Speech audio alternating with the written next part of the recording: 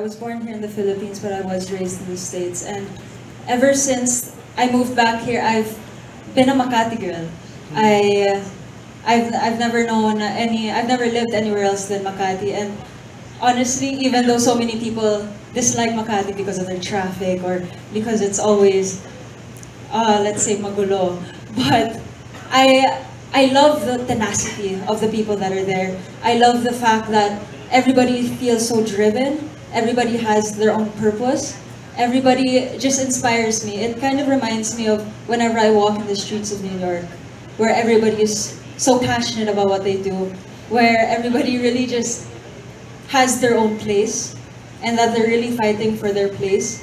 And that's why I really love Makati, and that's why I'm very proud to represent the city. Thank you.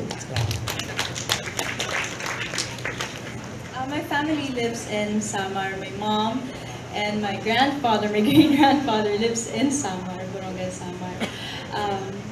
But I vote in QC and I grew up in Quezon City. It's a fun place. All my work is there. It's nearby, and it's a very colorful city, Quezon City. That's why I chose to represent Quezon City. Salamat.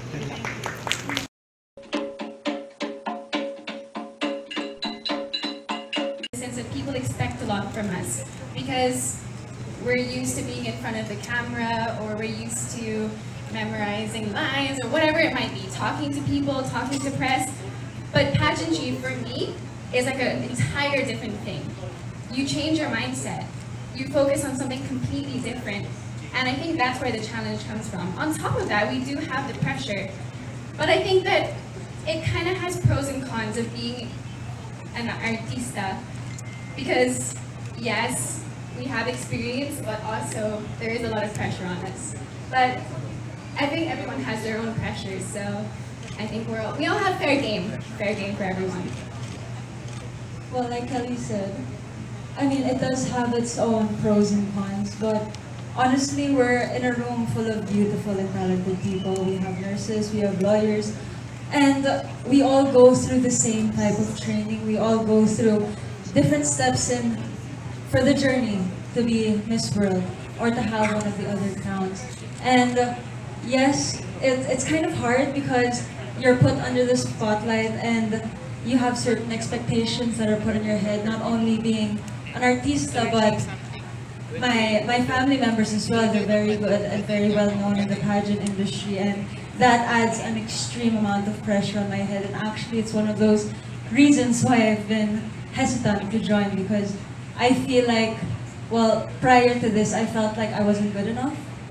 But what the pageantry has taught me is that besides being an artista and besides having all of these expectations, it's really, like one of the other girls mentioned, it's really about the journey. It's really about what you can take from everything. So although being an artista has its slight advantage with publicity and all of that, I really do believe na pantay lang po yung laban dito.